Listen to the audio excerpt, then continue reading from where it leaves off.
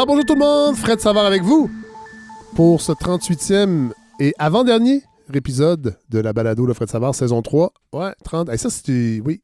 Cette semaine, je vous avoue que j'ai trouvé que c'est beaucoup, 38, 39 épisodes pour une saison de balado. Mais bon, très heureux d'être là. Ouais, grosse semaine. Ouh là là. Ouais, une semaine où j'ai pensé beaucoup à Alain Deneau. Et je vous dis pourquoi. D'abord, en début de semaine, bon, cette nouvelle a l'effet que les discussions au sein du G7 pour instaurer un impôt minimum de 15% à toutes les corporations afin de s'attaquer à l'évasion fiscale étaient discutées et ça semble s'en aller vers la bonne direction. On sait que l'évasion fiscale, ça, c'est une des marottes d'Alain Deneau. Entre autres, bon, je pense qu'il est encore trop tôt pour s'emballer. Ce sont des discussions préliminaires, mais quand même, qu'il y ait des discussions sur un plan international, sur une cohésion internationale pour une mesure de la sorte, c'est quand même une évolution. Bon. C'est un cheval de bataille, moi, que j'aime partager parce que c'est quelque chose que je trouve important. Puis il y a vraiment une crise sociale reliée à l'évasion fiscale pour tout cet argent qui nous échappe. C'est un cheval de bataille, donc, d'Alain Deneau. Bon, pour l'instant, c'est probablement qu'un poney de bataille, surtout quand on sait que même une compagnie comme Facebook s'est dite d'accord avec un impôt sur ses revenus. Je pense que la méfiance est de mise quand Facebook est d'accord avec une mesure comme ça. Il y a sûrement des tours de passe-passe qui vont apparaître, puis on va se rendre compte que finalement, cette mesure-là n'aura pas grand mordant, mais bon, au moins on en discute. L'autre événement qui m'a fait penser à Alain Deneau, bien évidemment, ce sont toutes ces réactions de la classe politique et journalistique canadienne-anglaise suite aux événements de London en Ontario. Cette voiture bélier qui a fauché la vie d'une famille presque au complet, 4 sur 5, famille musulmane. Et justement, alors que les cadavres étaient encore chauds, des élus et des journalistes du Rock demandaient déjà à Justin Trudeau, quelques heures après l'annonce de cette tragédie, s'il ne fallait pas dénoncer haut et fort la loi 21 instaurée par François Legault. Et Justin Trudeau, tout près d'une prochaine campagne électorale, a dit non, il ne faut pas trop faire de lien, mais en même temps, les Québécois ont probablement évolué sur la question du voile depuis le début de la pandémie, à force de recevoir des services de l'État à visage couvert. Voilà une condescendance toute Trudeau-esque envers l'intelligence des Québécois que n'aurait pas renié le père de Justin Trudeau. Mais voilà surtout une autre preuve que le Québec est un bouc émissaire de premier choix quand arrivent des choses laides qui n'entrent pas dans le storytelling canadien du plus beau pays du monde, où tous peuvent espérer vivre une vie remplie d'air pur des Rocheuses où le doux vent de la tolérance souffle sur toutes les communautés dans un maelstrom de fraternité à l'ombre de la feuille d'érable. Ne soyons pas dupes, la loi 21 n'est pas une grande loi. Elle fait la promotion d'une laïcité à 2 vitesses. On a déjà parlé abondamment ici. Une loi qui ne va pas assez loin et qui aurait pu s'étendre à beaucoup plus de domaines. Et là, je ne parle pas juste des domaines possédés par les congrégations religieuses, des domaines en général. Mais de là à en faire la racine du mal islamophobe canadien, un mal qui s'exprime dans les 2 langues, contrairement à bien des juges de la Cour suprême, il n'y a qu'un pas que certains n'ont pas hésité à franchir, tel un Rubicon de la mauvaise foi, toute canadienne, elle aussi. Et alors que les cadavres de London devenaient tièdes, voilà que l'Alberta en ajoutait cette semaine avec cette idée de référendum sur la péréquation. Ouais, ça revient toujours ça dans l'actualité, mais là, Jason Kenney semble être sérieux. D'organiser un référendum sur la péréquation, ce débat aussi visqueux que les sables bitumineux qui visiblement empoisonnent autant l'environnement que la capacité des Albertains à se concentrer sur leur propre régime fiscal au lieu de nous envier le filet social québécois qui reste une bien mince consolation pour rester dans ce beau grand pays. Alors oui, c'est à Alain Deneau que je pensais cette semaine, lui qui dans son livre « Bande de colons », il est venu en parler d'ailleurs à la balado, affirmait que si le Canada n'existait pas, personne ne penserait à l'inventer. Et je pense que les événements cette semaine lui donnent entièrement raison. Et là, pendant qu'on cassait du sucre sur le Québec, dans le reste du Canada, François Legault en profitait pour lancer une nouvelle patente identitaire, les espaces bleus, avec cette belle vidéo promotionnelle. Les espaces bleus, c'est un hommage à tout ce qui nous rend fiers d'être Québécois. Une façon de redonner vie à des bâtiments patrimoniaux qui ont vu défiler notre histoire. Qui feront résonner la chanson québécoise à travers le temps. Ah, bon Dieu. Oui. Qui immortaliseront les exploits de nos athlètes.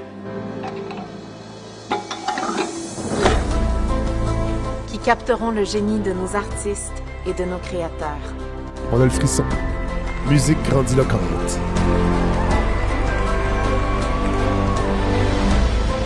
Qui porteront un regard sur nos rêves et sur notre imagination. Ça, c'est Marie Laberge. François Legault adore Marie Laberge. Nous aussi, là, mais il en parle souvent. Qui valoriseront notre détermination et nos ambitions.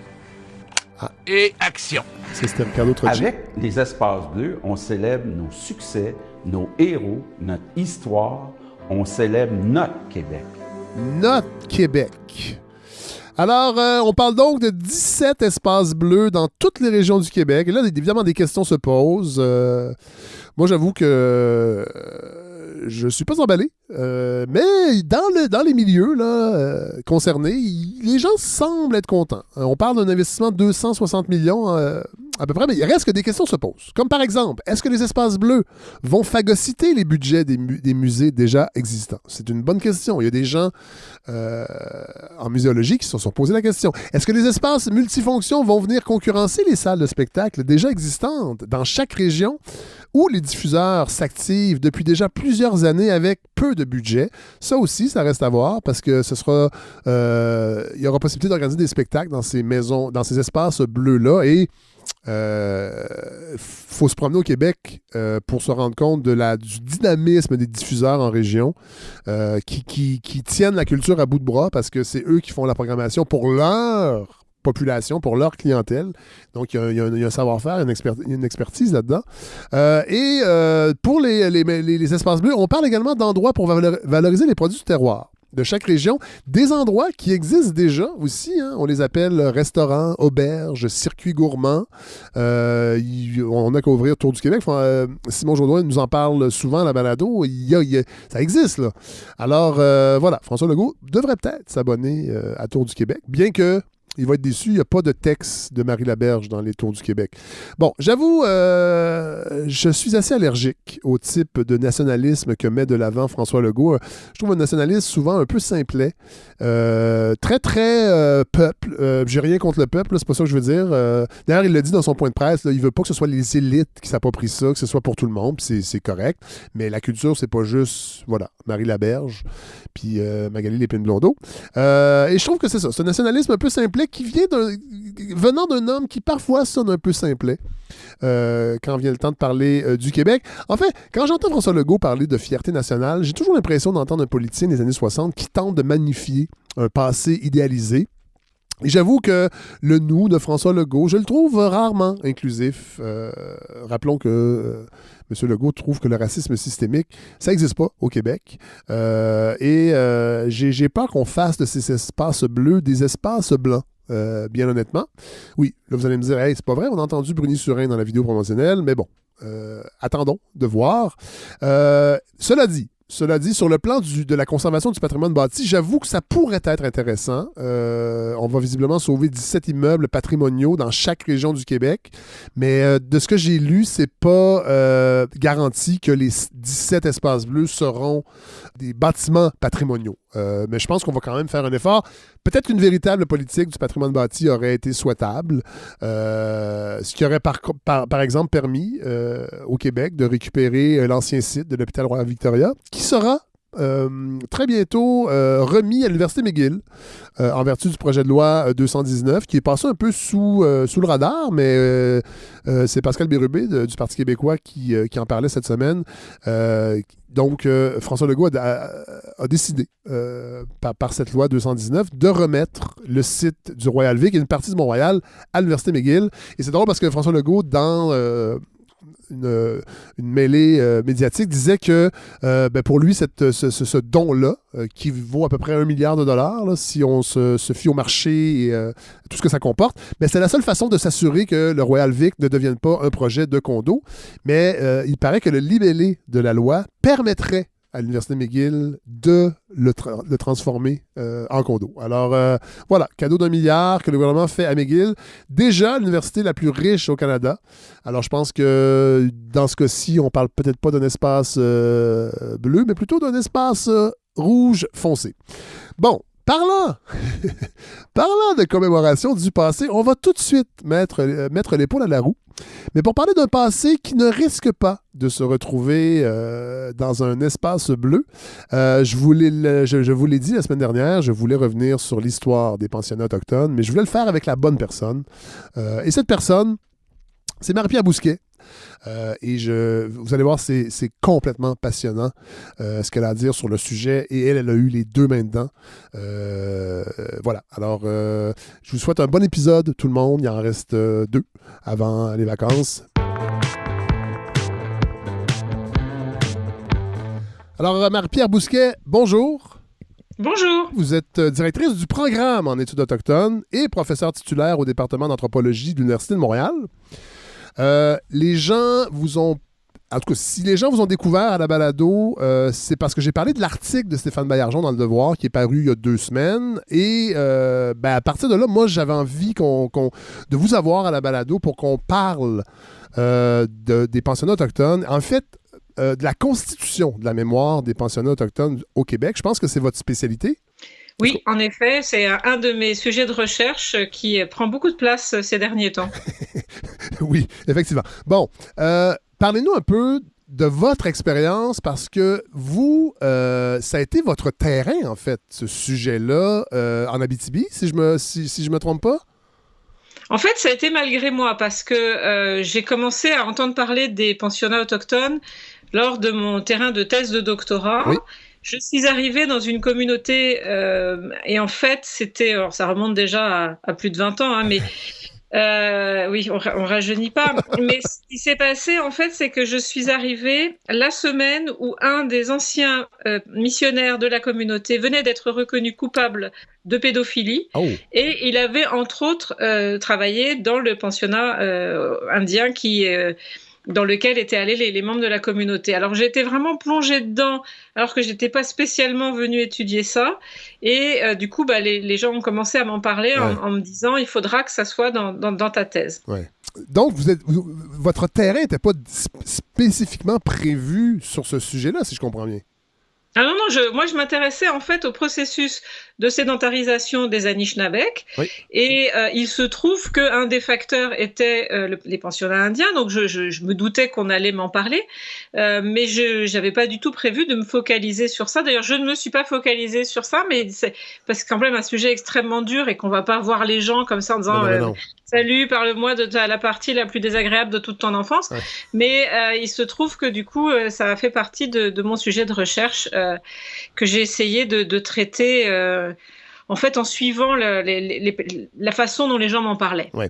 Bon, là, on dirait que ça a été plus ou moins relégué en arrière-plan avec ce qui s'est passé à London dans l'actualité. Mais moi, je voulais absolument qu'on aborde ça à la balado parce que j'avoue que c'est un sujet... Moi, j'en avais vaguement entendu parler dans les années 90, mais là, avec la commission Vérité et Réconciliation, et d'ailleurs, dans l'article de Stéphane Baillargeon, vous le dites, vous avez croisé, entre autres, des historiens, des gens qui semblaient dire, et c'est un peu ce qu'on a entendu, qu'au Québec, on n'a pas eu le même rapport avec les communautés autochtones que dans le reste du Canada, et Kamloops en est la preuve, et vous voulez un peu remettre, ou je pense qu'il faut remettre les pendules à l'heure et intégrer ça dans notre récit national. Et c'est vraiment pas évident, on le sent, il y a de la résistance, bien que je pense que cette commission-là est un point tournant, en fait, parce que ce sujet-là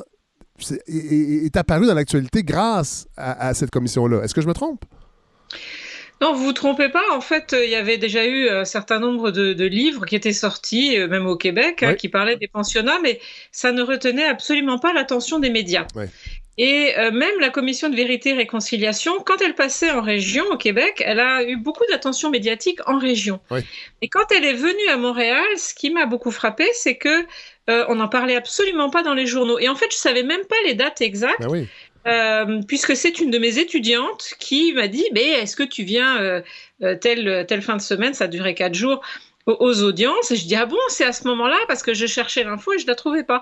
Donc c'est dire à quel point pour les grandes villes du Québec on n'en entendait pas parler, alors que mes collègues à l'université de Colombie-Britannique Ils ont même eu une journée complètement de congé pour pouvoir aller aux audiences de la commission quand elle est passée à Vancouver. À Montréal, rien. Enfin, je veux dire, mes collègues sont toujours au courant de tous les sujets d'actualité les plus chauds parce que je suis dans un département d'anthropologie. Et là, rien. Ouais. On n'était pas au courant. Ouais. Est-ce qu'il y a une dimension linguistique? Parce que vous parlez des livres qui ont été publiés, puis c'est vrai, à partir des années 60, attendez que je retrouve ma note, Basil Johnson, qui publie en 88, Indian School Days. J'ai l'impression que le facteur linguistique joue énormément là-dedans par rapport... Oui, il y a l'aspect difficulté d'intégrer ça dans le récit national des Québécois francophones, mais il y a l'éloignement aussi, il faut quand même le dire. Les communautés autochtones au Québec sont souvent dans des régions loin des grands centres. Est-ce que vous avez l'impression que c'est une dimension qui a joué aussi dans le peu d'intérêt médiatique pour ces questions-là?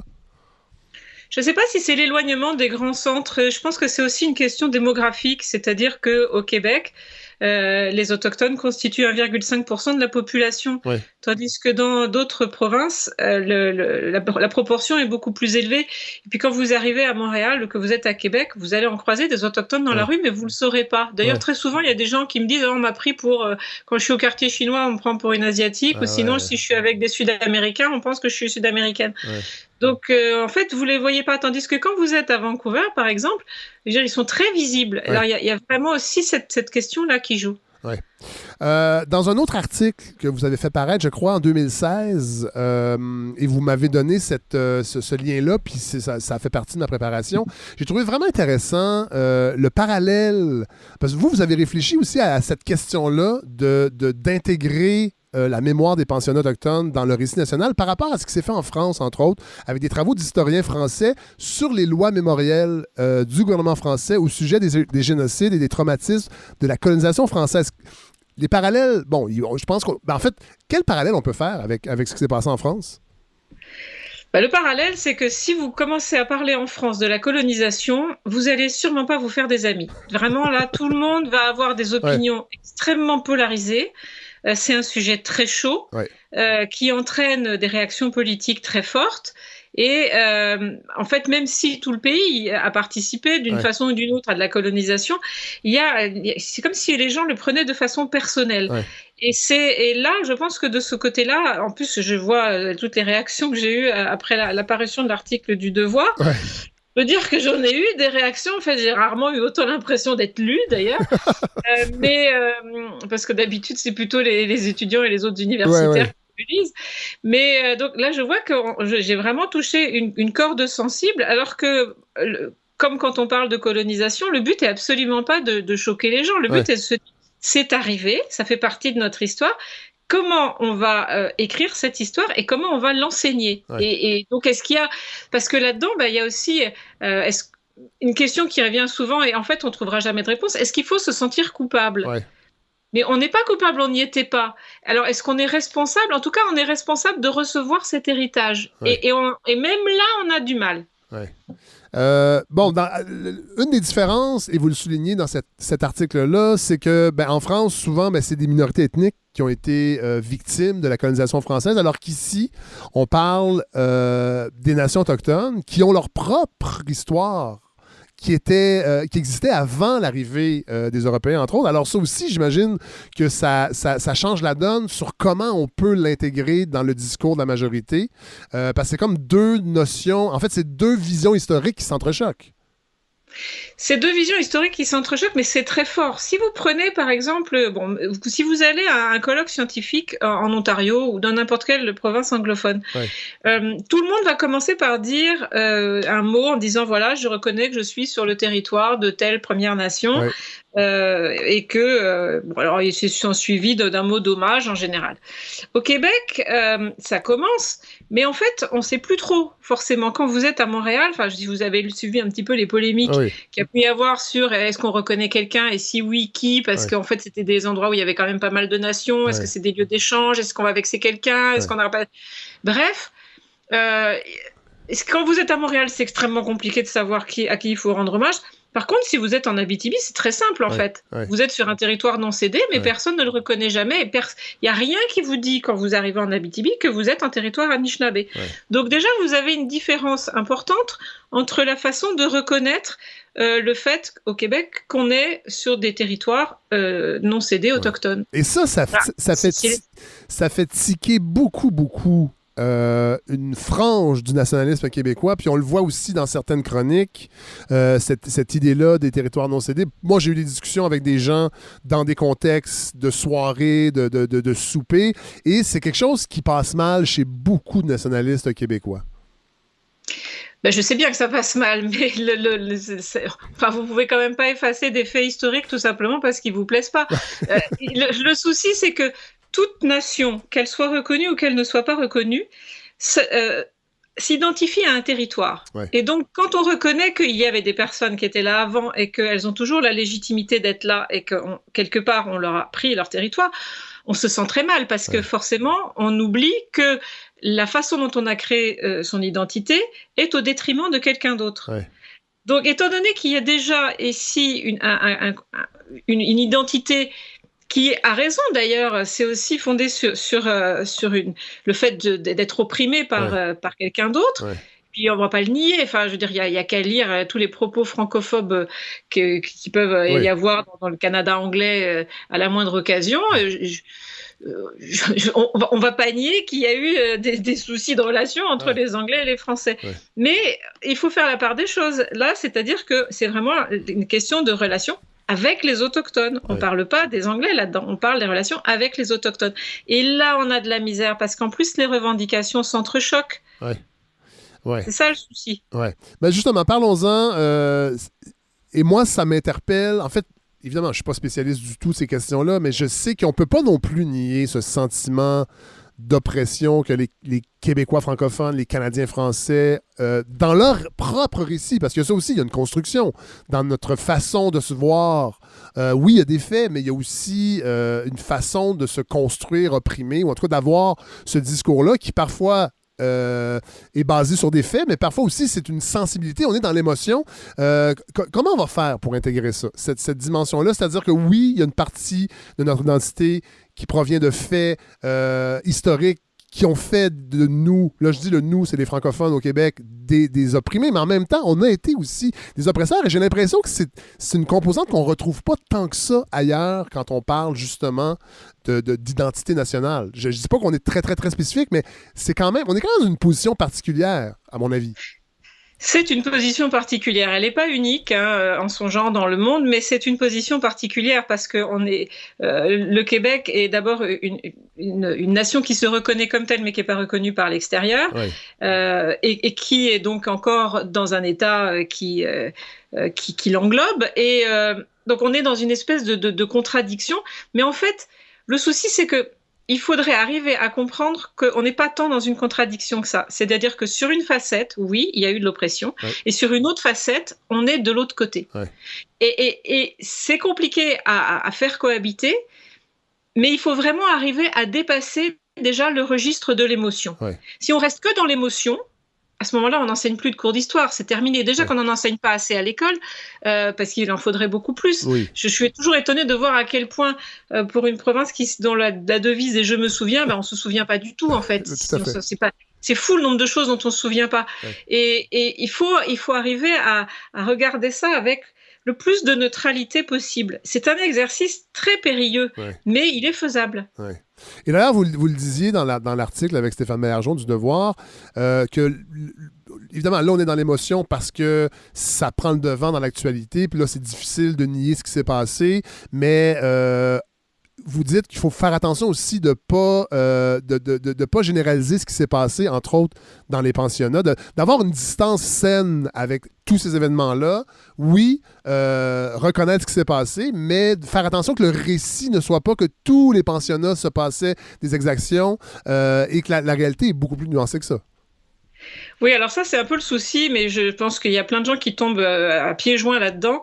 Il y a eu officiellement 140 pensionnats autochtones au Canada. Ouais.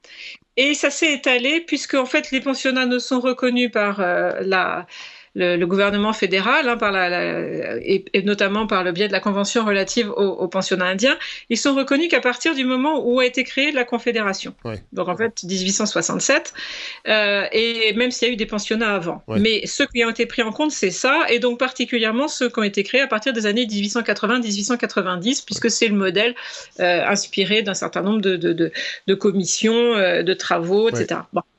Et donc, on a des pensionnats qui ont commencé à exister depuis les années 1890, d'autres qui ont commencé à partir des années 1950. Oui. D'abord, il faut se dire que vous n'avez pas les mêmes personnes dans chaque pensionnat. Oui. Vous avez des cultures institutionnelles qui peuvent être différentes. Là, quand j'ai entendu il n'y a pas très longtemps le ministre Mark Miller qui disait les écoles étaient des écoles industrielles avec du travail forcé, j'avais envie de lui dire non. Oui, c'est arrivé dans certaines écoles, mais pas dans toutes. Ouais.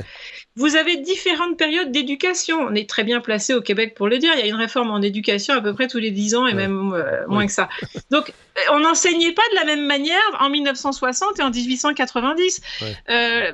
Je prends des exemples comme ça, mais il y a des périodes où les châtiments corporels, ça faisait tiquer absolument personne au Canada. Tout à fait. C'était complètement normal d'aller frapper des enfants et considérer qu'ils n'avaient pas leur mot à dire et qu'ils étaient à peine des êtres humains. Et donc, c'était même pas uniquement les autochtones qu'on se considérait comme ça. Ouais. Mais l'éducation, ça a évolué. Donc, vous n'allez pas faire la même histoire pour un pensionnat qui a été créé dans une certaine place par une certaine congrégation avec une certaine culture institutionnelle, avec un autre qui est complètement ailleurs, avec d'autres cultures institutionnelles, avec d'autres personnels et à une autre période où on a considéré l'éducation autrement. Donc, c'est absurde de considérer que 140 pensionnats ont fonctionné de la même manière. Mais le projet d'assimilation était le même. Oui. Oui. Et il faut dire aussi une chose, et vous le dites bien dans l'article, c'est 2016, hein? L'article que m'avait envoyé, c'est... oui, il est sorti en 2016. Il existe aussi, c'est qu'il n'existe pas une mémoire autochtones, mais plusieurs, parce qu'eux ont commencé depuis plusieurs années à se réapproprier ce passé-là et à le commémorer. Et le problème, c'est que ça se fait dans des endroits qui ne sont pas à la vue de tous. Et vous, d'ailleurs, comment on peut commencer la commémoration? Oui, l'inclure dans la formation en histoire, dans les écoles, mais est-ce que ça se passe par des monuments dans les grandes villes? Comment vous voyez ça? Bon, il y a plusieurs étapes. C'est-à-dire que d'abord, il faut l'écrire, cette histoire-là. Ouais. Et pour cela, il faut d'abord avoir accès aux archives des pensionnats. Alors déjà, je peux vous dire qu'il y en a qu'on ne trouve pas. Donc, il y a un des pensionnats, moi, au Québec, je ne sais pas où sont les archives. Ouais. Et je les ai demandées, on est plusieurs à avoir cherché, on a contacté, c'est pas une congrégation en tant que telle, c'est des anglicans, on a demandé à des diocèses anglicans, enfin bref, on ne sait pas où elles sont. Ouais.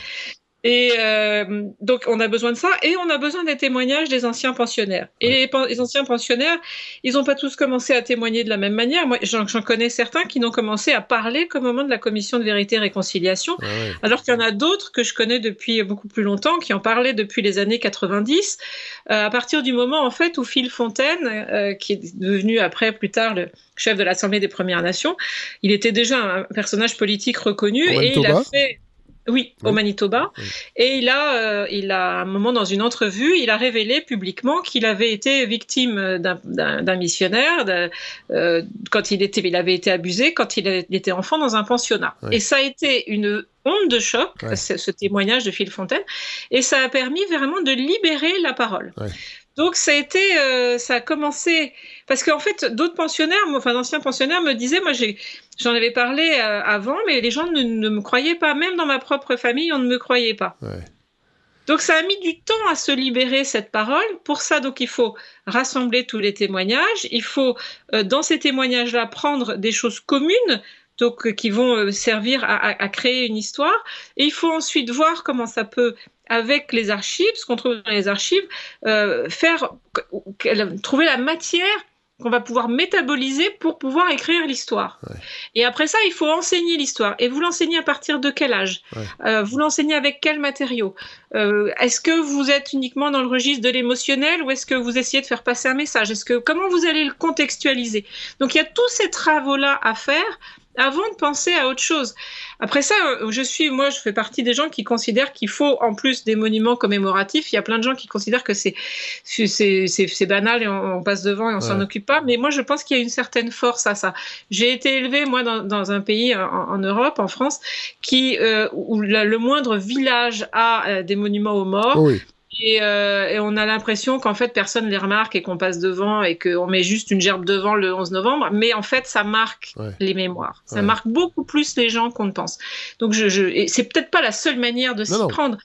Et donc je pense qu'il faut un éventail de choses et il faut du matériel pédagogique parce que oui, moi j'ai écrit des articles, mais c'est des articles qui sont pas forcément, qui sont destinés à un certain public scientifique. Il faut ensuite que ce soit repris pour en faire du matériel qui va être accessible.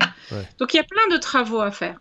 Bon, là je sais que vous n'aimerez pas ma prochaine question. Je dis ça, je sais pas. Mais bon, là on sait, c'est François Legault qui est premier ministre du Québec, qui a une vision particulière de ce que doit être le passé. On l'a vu avec l'annonce de la création des espaces bleus où on veut célébrer les héros, les fiertés du passé. Il ne reconnaît pas le racisme systémique. Est-ce que vous avez l'impression qu'on va être capable d'avancer avec cette vision-là à la tête du Québec, ce nationalisme-là qui semble vouloir gommer ces événements-là pour ne mettre la lumière que sur les événements positifs?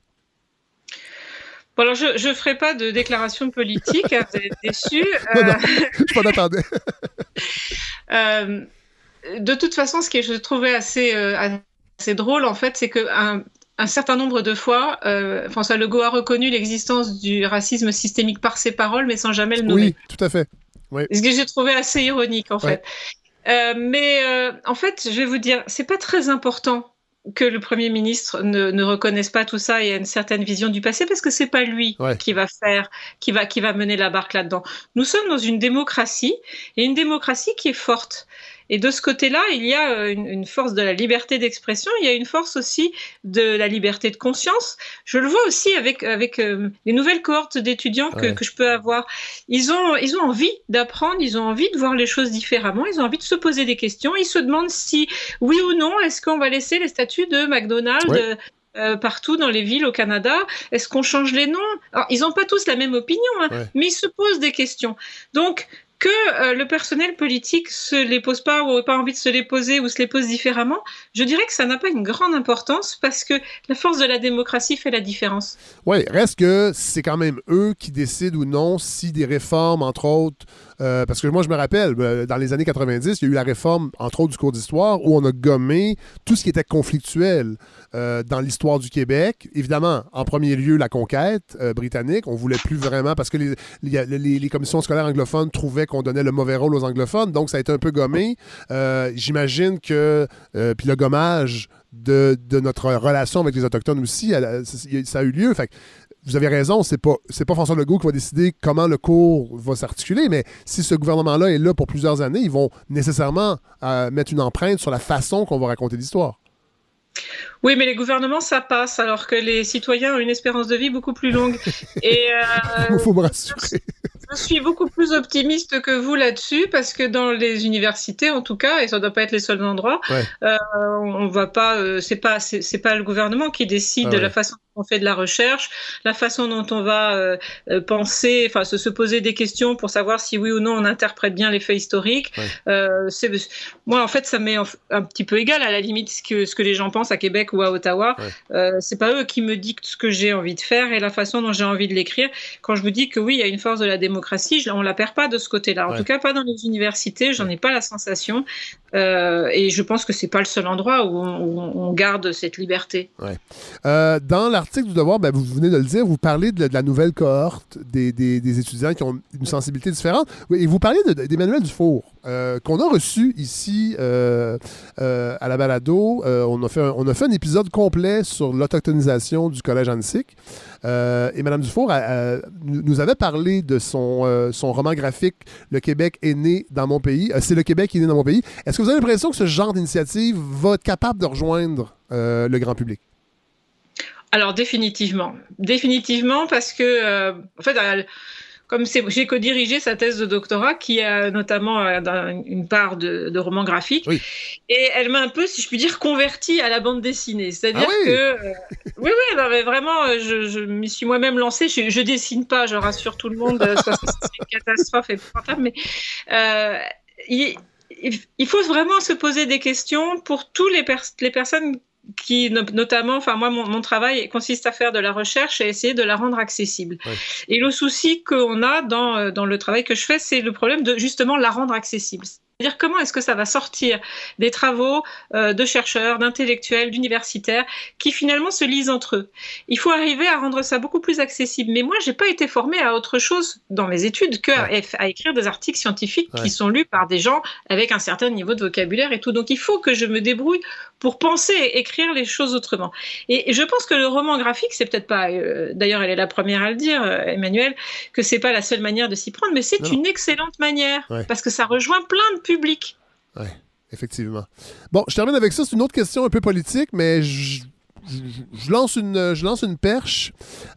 J'ai l'impression que le statut on l'a abordé un petit peu tantôt, que le Québec, l'appui à la souveraineté est très bas, mais c'est quand même quelque chose d'important dans la trame narrative de notre histoire. Cette espèce de... Et là, je pense à Jacques Beauchemin qui est venu l'an dernier à la balado parler de ça, que le Québec, souvent, on est un peu dans un flottement historique, c'est-à-dire qu'on est une nation, mais une non-nation légalement constituée. Est-ce que vous avez l'impression que ça peut jouer sur notre façon de se raconter et que pour les Canadiens anglais qui ne se sentent pas menacés par la langue, entre autres, qui sont des Canadiens anglais dans un pays qui s'appelle le Canada, ont peut-être plus de facilité à reconnaître certains torts, bien que cette semaine, avec ce qui s'est passé à London, c'est plus ou moins clair.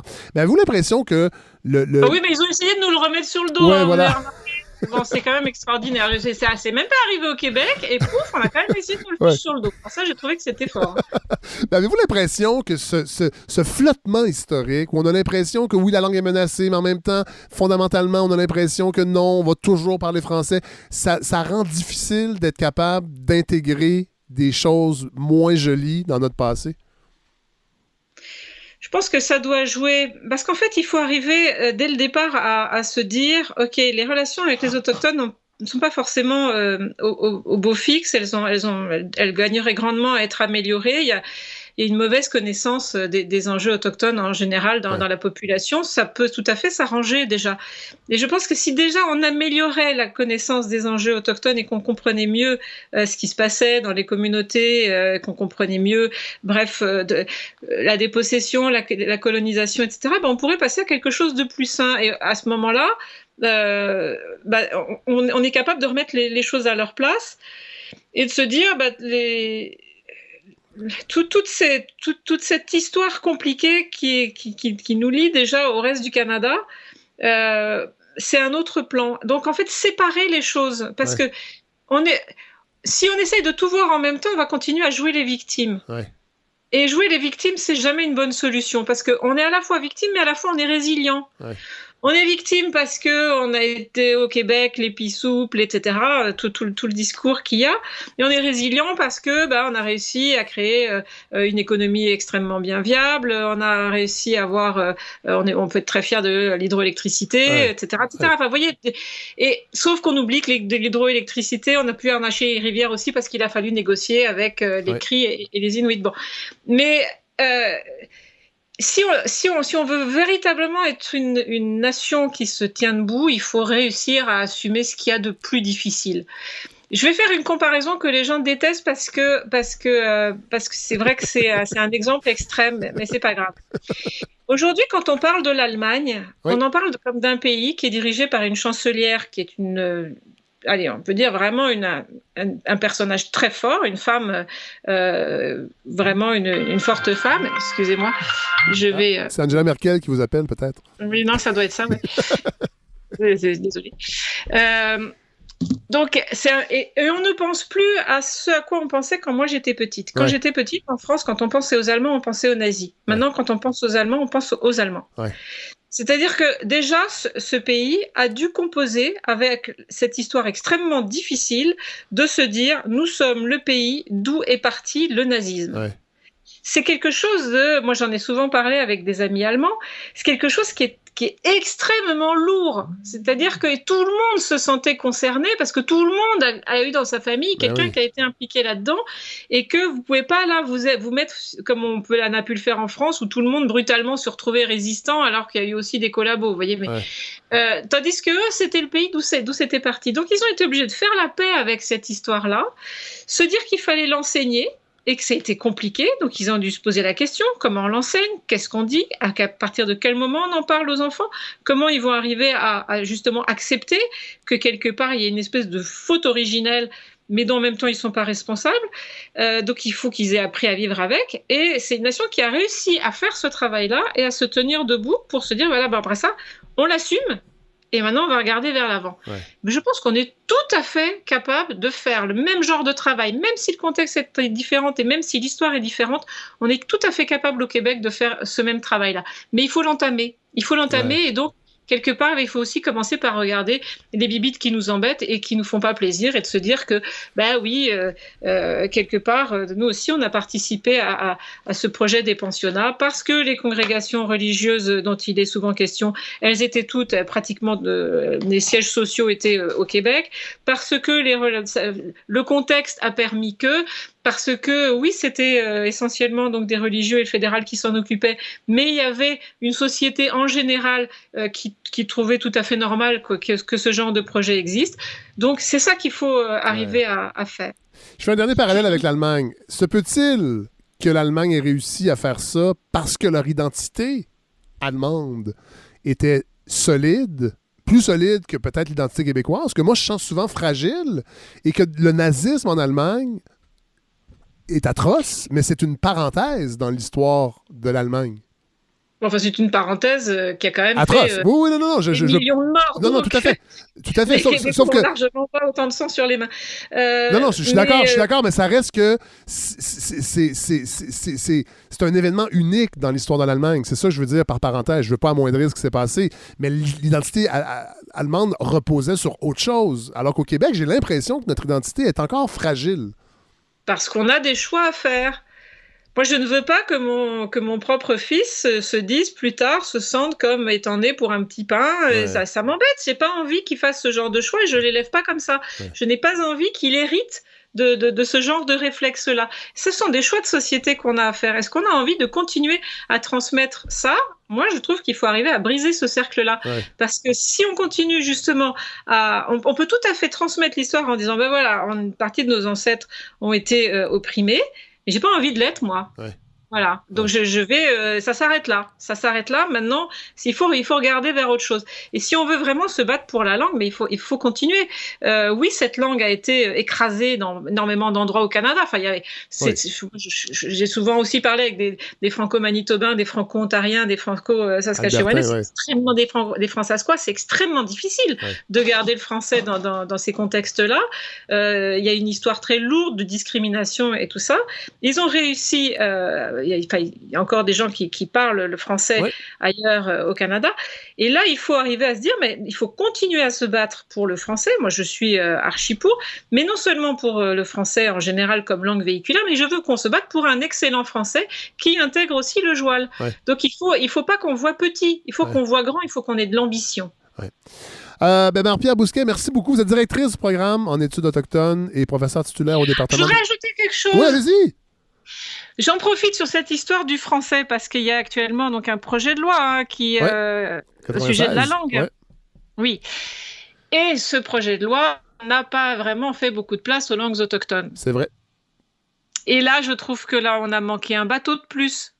Dans la réconciliation qu'on pourrait avoir avec les autochtones. Parce que le fait de faire cohabiter le français avec des langues autochtones, il n'y a absolument rien d'incompatible. Combien il y a de personnes à Montréal, combien il y a de familles où il y a 3 ou 4 langues à la maison, ou au moins 2. Il y en a plein et ça ne pose pas de problème. C'est d'ailleurs un cas tout à fait remarquable pour toutes les études linguistiques, c'est que Montréal est une ville où cohabitent un certain nombre de langues de façon beaucoup plus harmonieuse que certains veulent bien le dire. Mais ce qui est fou, c'est qu'on considère quelque part que les langues autochtones pourraient être une menace alors qu'elles ne devraient pas l'être. Elles font partie de notre patrimoine, elles font partie de la richesse du Québec et il faut absolument participer aussi à les protéger, ne pas les oublier. Ben, vous avez raison, mais je ne veux pas tourner le fer dans la plaie, mais vous voyez, François Legault et ce type nationalisme, c'est ça que ça fait. Ça fait des lois comme la loi 96. Alors, les politiciens, parfois, jouent un rôle.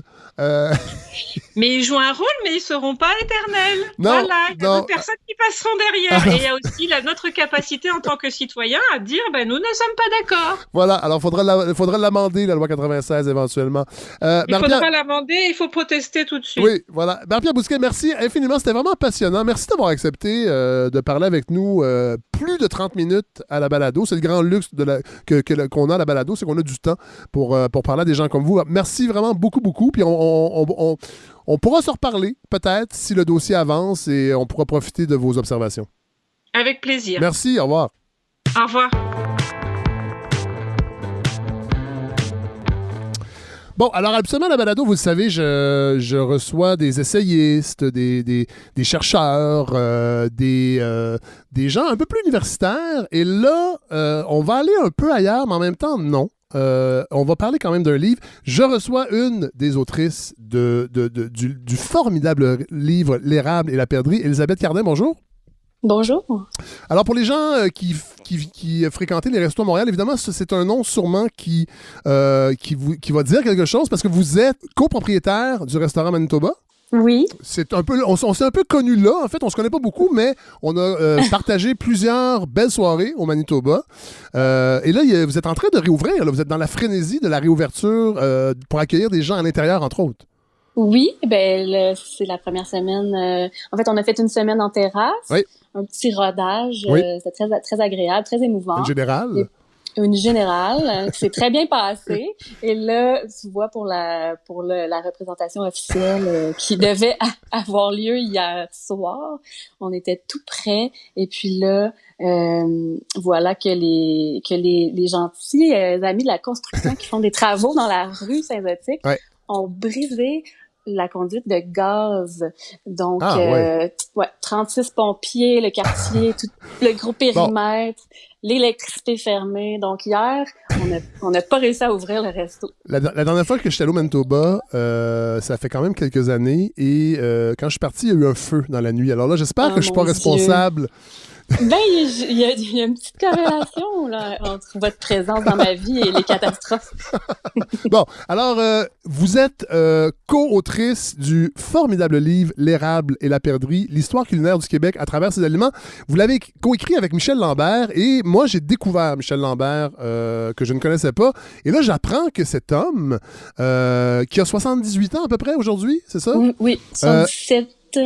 J'ose pas me prononcer. Et qui est l'auteur de 5 tomes sur l'histoire de la cuisine familiale au Québec. Racontez-nous un peu comment vous l'avez rencontré, parce que sans lui, je pense que ce livre-là serait paru beaucoup plus tard. Sans doute, dans une vingtaine d'années, probablement.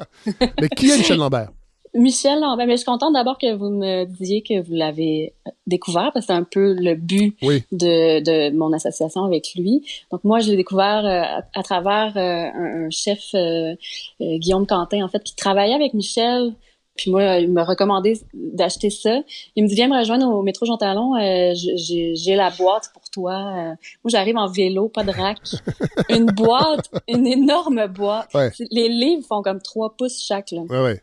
D'épaisseur. C'est un ouvrage monumental qui est très, très difficile à lire, mais qui contient, en fait, tout ce qui s'est mangé sur le territoire québécois et comment, et toutes les techniques, et les symboliques, la spiritualité, il y a tout là-dedans. C'est hallucinant depuis comme 12-14 000 ans. Là. Donc, c'est un peu le pendant théorique du gros livre de Jeanne Benoît. Là, je sais que je caricature un peu, mais il y a cette idée-là de consigner tout le savoir de la gastronomie québécoise. Oui, mais ça va beaucoup plus loin que ça, parce que Michel, c'est un passionné de la nature aussi, puis lui, ce qu'il apporte dans son ouvrage, c'est vraiment la relation entre la culture et la nature à travers le lien alimentaire.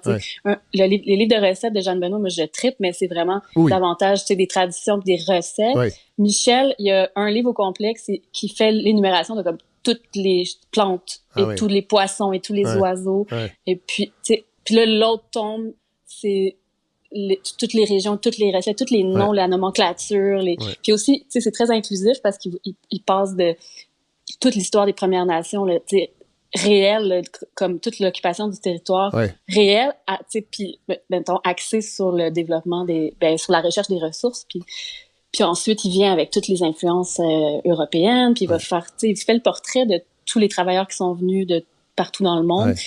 Fait qu'il présente une cuisine beaucoup plus inclusive et métissée et très, très axée sur la relation spirituelle avec la nature. Mais c'est ce qui frappe, parce que il y a énormément ça dans l'érable et la perdrix, et c'est ce qui frappe, en fait, c'est ce côté de diversité. Puis là, je veux pas dire ça parce que c'est dans l'air, puis c'est tellement important de le dire dans toutes les émissions, mais on se rend compte qu'il y a ça.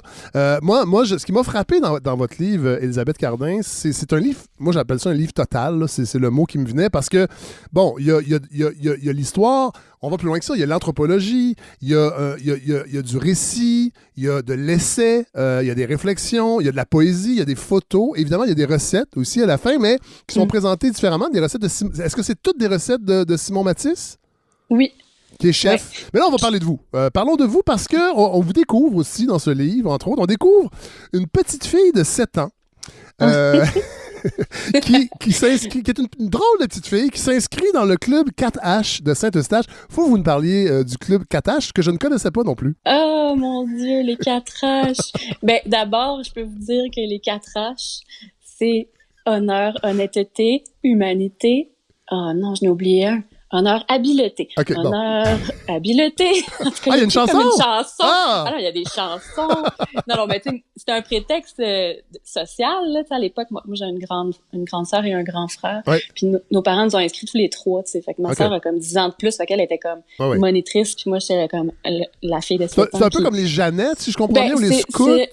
Il y a quelque chose de ça dans l'origine, là, c'est-à-dire que c'est un mouvement religieux à la base, mais tu sais, comme nous, on l'a vraiment pas vécu comme ça. Nous, en fait, c'est un club de préservation, conservation de la faune et de la flore. Fait qu'on faisait principalement de l'apprentissage naturel, des corvées de nettoyage et toutes sortes de camps de survie. Et c'était vraiment ça a développé mon lien avec la nature, la forêt et tout. Mais là, on parle quand même il y a une vingtaine d'années, 25 ans peut-être. Je ne veux pas dévoiler votre âge, c'est très, très impoli de le faire. Mais c'est une époque où l'environnement n'est pas tellement au goût du jour comme aujourd'hui. Ça commençait, il y avait des balbutiements. Moi, je viens d'une famille qui était sensible à ça, sans être extrêmement grano, hippie, était juste très allumé. Vous aviez 3 bacs à la maison, quand même. Oui, c'est ça que je raconte. Mais oui, c'était angoissant quand t'amènes tes amis, puis comme ton père les regarde jeter avec jugement, comme leurs déchets, tu sais. Fait que c'était comme compost, recyclage, poubelle. Je sais même pas si comme si le recyclage passait, si la ville, je sais pas ce qu'ils faisaient avec ça, mais c'était très... Non, c'est ça, on aimait bien discuter de notre impact, l'impact de nos actions sur la nature, mais c'était vraiment très de base, là. Ouais. Puis, non, mais quand même, ça m'a toujours intéressé. La graine était semée là, de ce souci-là. Et vous racontez aussi qu'adolescente, votre grand fantasme, contrairement à vos amis, ce n'est pas Brad Pitt, mais bien Pierre Perrault. Oui, j'ai étudié en cinéma, puis je me suis mis à triper sur Pierre Perrault. Évidemment. Et puis, en tout cas, j'étais fascinée par la poésie de cet homme-là. Ouais. Tu sais, un homme qui ose raconter toute son émotion par rapport à des choses très simples comme des humains, la nature. Tu sais, moi, ça me fascinait. Fait que oui, je raconte ça, c'est un peu à la blague, mais tu sais, c'est une inspiration très forte dans ma vie, son cinéma puis sa poésie. Ouais. Et là arrive l'école d'horticulture du Jardin botanique. Est-ce qu'on peut parler d'un tournant dans votre vie? Ça a été majeur. Ouais, vraiment. Parce que je m'enlignais pas du tout par là. J'étais un peu perdue, là. Je me faisais croire que j'aimais la musique métal, puis que j'allais devenir mixeuse sonore. Ouais. Puis là, ah ouais? Ouais, c'est ça, moi, que je voulais faire. J'ai fait très basse, tu sais. J'avais l'Institut très basse. On voyait les annonces dans le métro. Oui, treble and bass. J'étais la seule fille d'un groupe de 30 geeks de 40 ans, tu sais. Non, ça n'a pas... Puis, en fait, c'est ça. Mais je le raconte, ça, parce que je vais le dire. Je viens de sortir aussi un essai chez Atelier 10. Oui. Puis là, tu sais, ça se recoupe un peu. C'est vraiment pas le même style. Puis ça reste que c'est la même thématique. Mais ça, je le raconte en intro de ce petit bouquin-là. Mais je raconte en fait que j'ai été frappée par un film qui est adaptation de Spike Jonze. Puis il y a juste une scène avec des orchidées. Puis ça m'a comme percuté, puis le lendemain, j'allais visiter une ferme d'orchidées, puis là, je suis rentrée dans la serre, puis j'ai comme eu un bien-être, juste d'être là, puis de me dire que ça pourrait être un métier, de travailler avec des végétaux, des trucs qui sont vivants. Ouais. Puis c'est là, j'ai comme fait une recherche, puis ça a été très rapide. Je me suis inscrite au Jardin botanique de Montréal, puis j'ai fait 2 ans à temps plein là, à apprendre absolument tout ce qui peut se savoir sur les végétaux. Du Québec, d'ici, en fait, aussi. Il faut quand même le dire. Là, oui, on apprend de tout, là, mais moi, c'est ça qui m'a frappée. C'est vraiment la flore indigène, puis en fait, plus particulièrement ce qui est comestible. Ouais. Donc, je faisais beaucoup... J'étais très en réaction au fait qu'on désherbait des mauvaises herbes qui, à la base, sont des aliments. Ouais. Puis je comprenais pas tous les non-sens dans l'horticulture ornementale, puis dans l'agriculture conventionnelle. Puis je me suis mis à m'intéresser aux plantes sauvages comestibles, puis à vouloir les intégrer dans des milieux, dans des jardins, par exemple. Puis là, c'est ça, j'ai comme développé une obsession, là, vraiment, là, je peux le dire. J'ai commencé à cueillir des plantes dans les forêts, j'ai commencé à comprendre.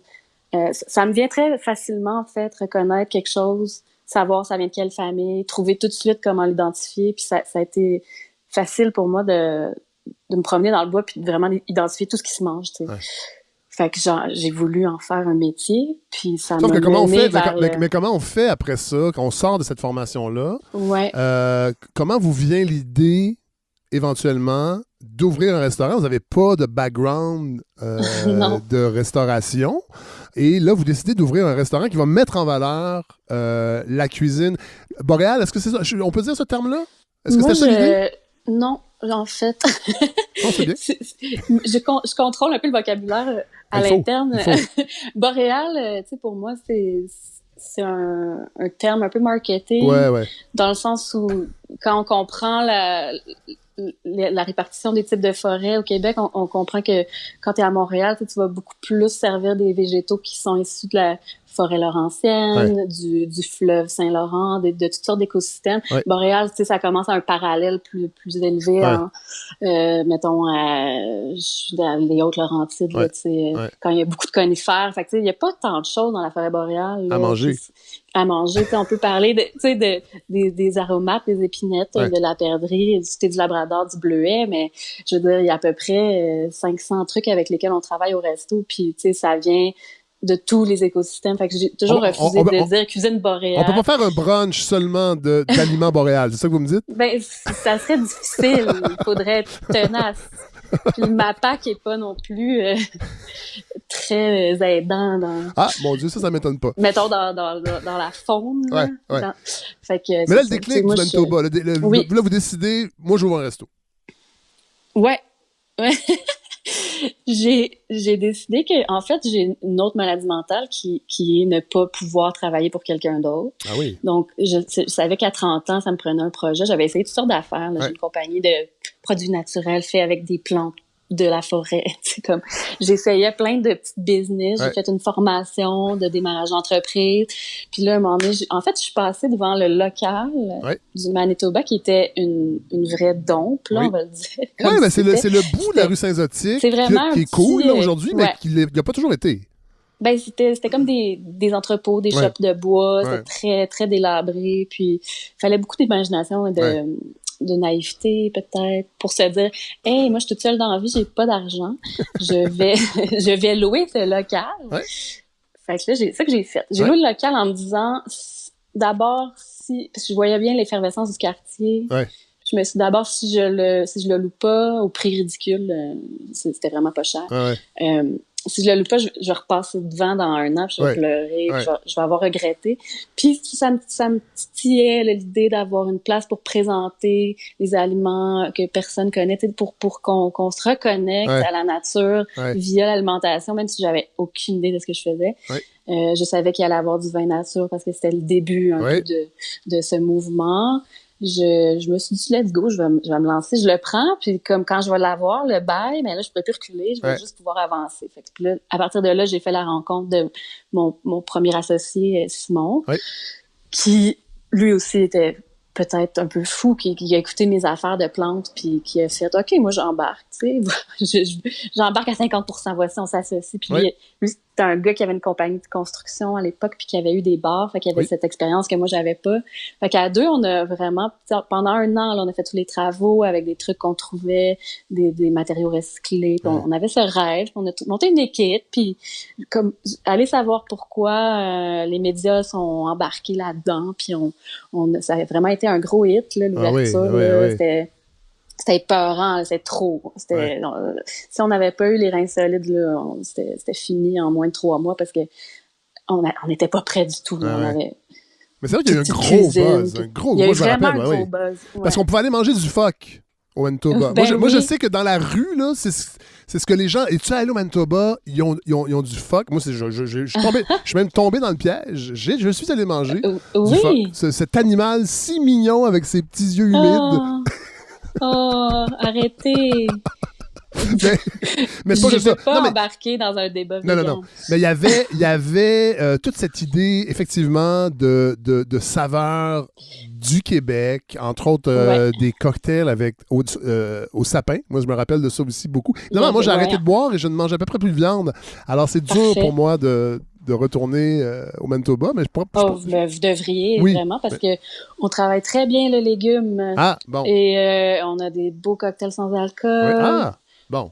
Non, c'est un devoir de pouvoir accommoder tous les gens. Mais j'imagine, est-ce que déjà vous aviez cette idée que la nourriture était le chemin direct? Je pense que c'est dans votre livre que que la nourriture est une façon de se reconnecter avec la nature. C'était pas si évident, mais j'ai l'impression que si j'en faisais une obsession sans me l'expliquer, c'est parce que l'idée était en train de cheminer.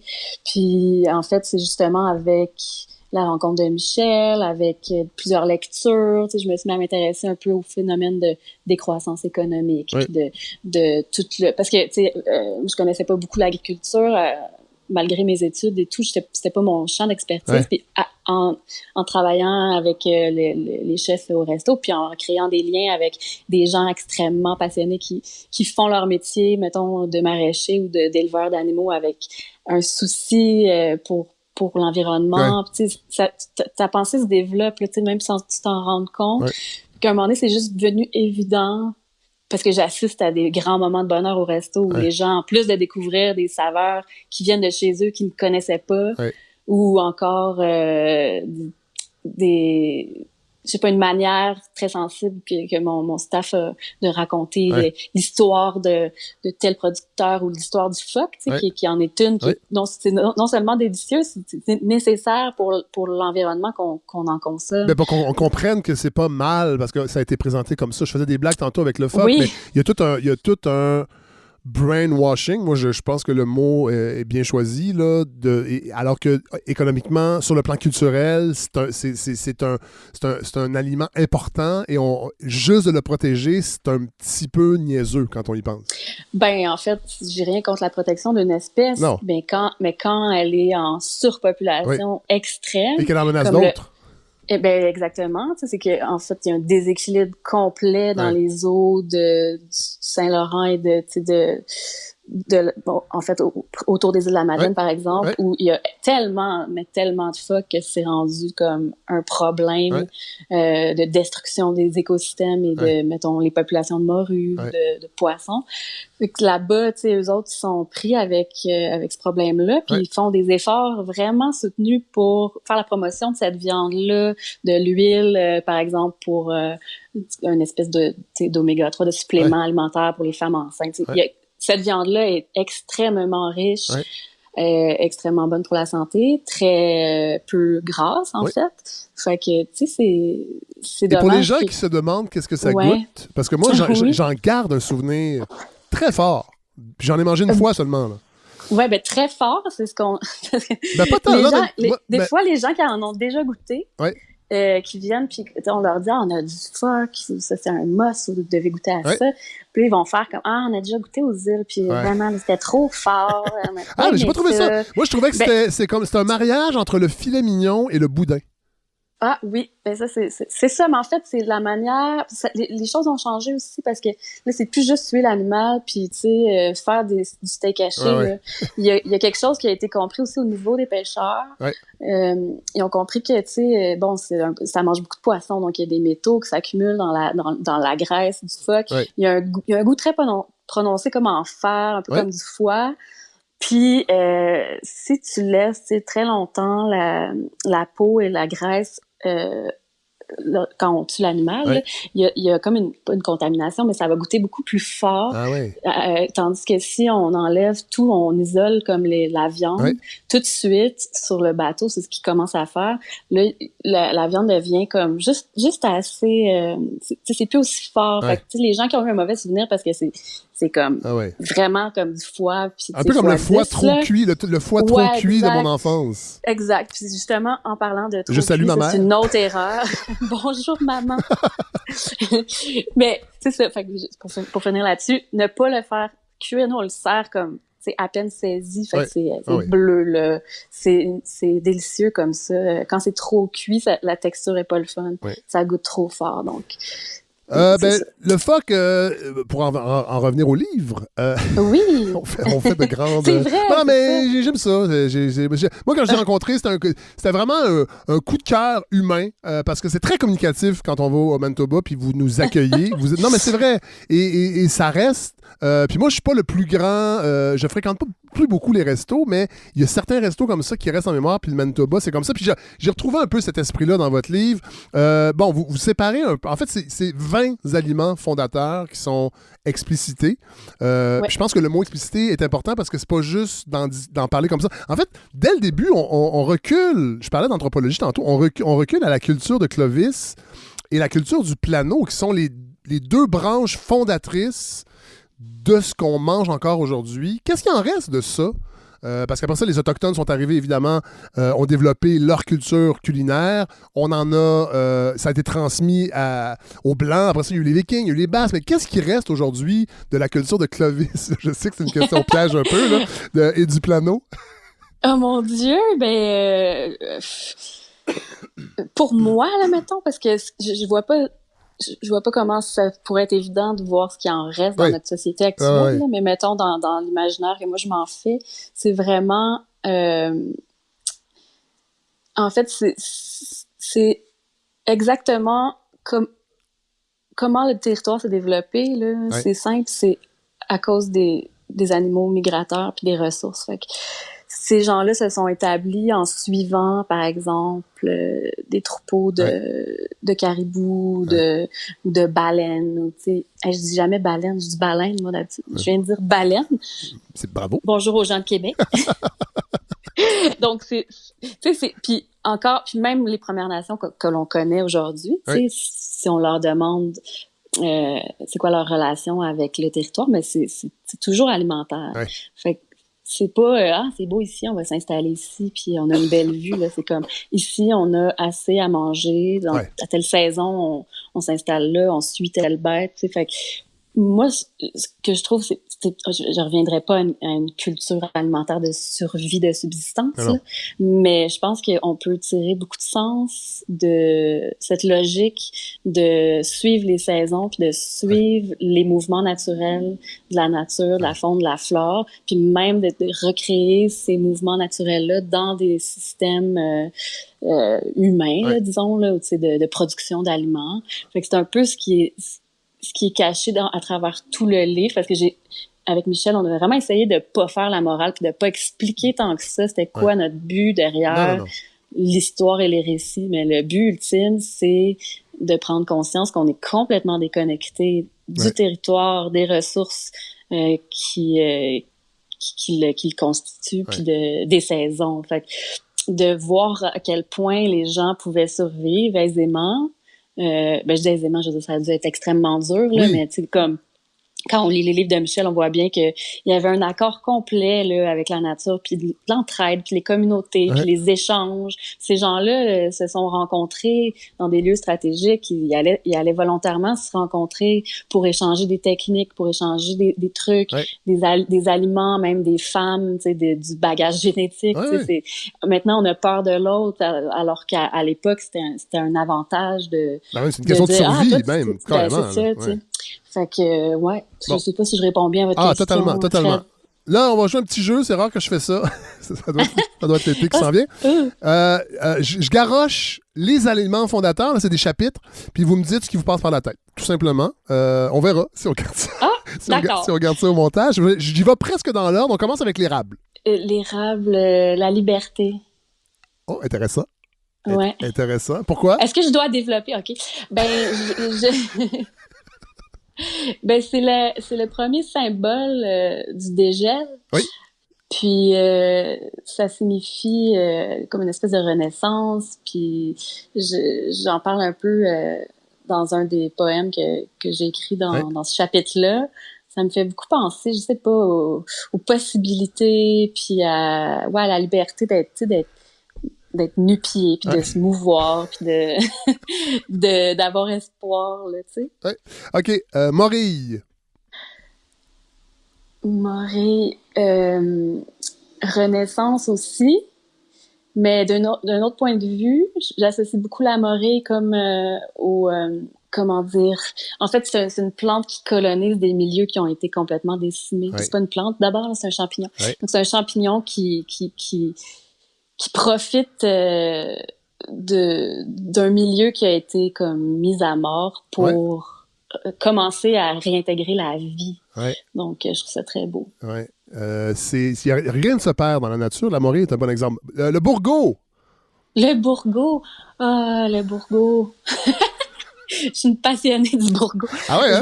Je vais dire Fibonacci. Tiens. Ah, OK. Ouais, c'est la perfection. Il faut regarder la coquille d'un bourgeot pour comprendre. Mais avant de le manger. C'est magnifique. Ouais. Petits fruits, parce qu'il y a un chapitre sur les petits fruits qui sont essentiels au Québec. Et on commence la saison des petits fruits. Là. J'ai acheté des fraises cette semaine, les premières fraises du Québec. Mais oui, elles sont si bonnes. Pleines de pesticides. Il faut savoir choisir. Oui, mais là, mais au marché Chantalon, c'est ça qu'il y avait, puis j'en voulais trop. C'est correct. Le craving de fraises. Bon, c'est pas un cancer. C'est pas un cancer qui va m'empêcher de manger des fraises. C'est pas le contraire. Comme manger des fraises qui va créer un cancer. Peut-être. Bon, en tout cas.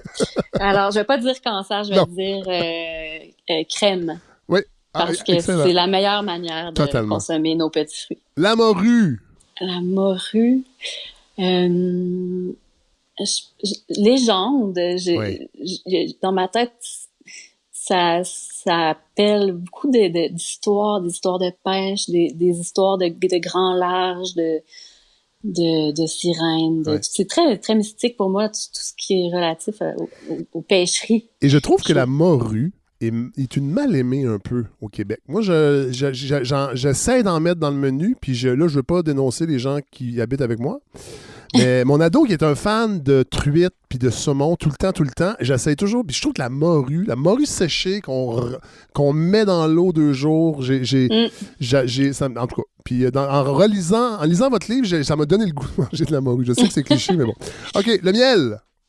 Réserve, intelligence suprême. Comme les abeilles, si on a à apprendre d'un animal, c'est bien d'elle. C'est parce qu'on en a eu des ruches au resto pendant longtemps. Maintenant, ils sont rendus dans la forêt maintenant, mais parce qu'on était fermés, on n'arrivait plus à s'en occuper. Mais c'est vraiment hallucinant de cohabiter avec ces choses-là qui sont pas épeurantes du tout, puis qui sont juste au travail tout le temps. C'est comme et qui sont essentiels. Le moment présent, qui sont essentiels bien sûr pour l'agriculture. Mais c'est ça, c'est juste. Pour moi, c'est le symbole du moment présent puis du contentement. Tu sais, il n'y a pas d'angoisse dans une ruche, là. C'est comme...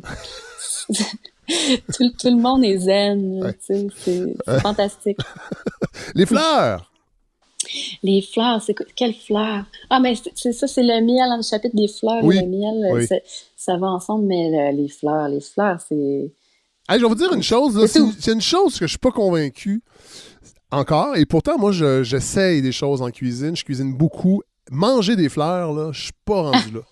Mais manger des fleurs... J'ai un rosier sauvage. Non, mais j'ai un rosier sauvage dans la cour que j'ai bichonné parce qu'il était enseveli sous la vigne, parce qu'on a déménagé au rez-de-chaussée, tout ça. Et là, il a explosé. Et là, j'apprends que je pourrais faire des concoctions avec les pétales, puis j'ose pas. Mais parce que, tu sais, justement, quand on dit manger des fleurs, souvent les restos vont comme te dropper des fleurs là, sur le top pour être cute. C'est pas super le fun de manger une pétale de fleurs, là, tu sais. Du tout. Mais en gelée, en jus, en sauce, en infusion, tu sais, pourquoi pas? On est tellement habitués à mettre des aromates étrangères qui viennent d'ailleurs dans une sauce ou pour faire un dessert, tu sais.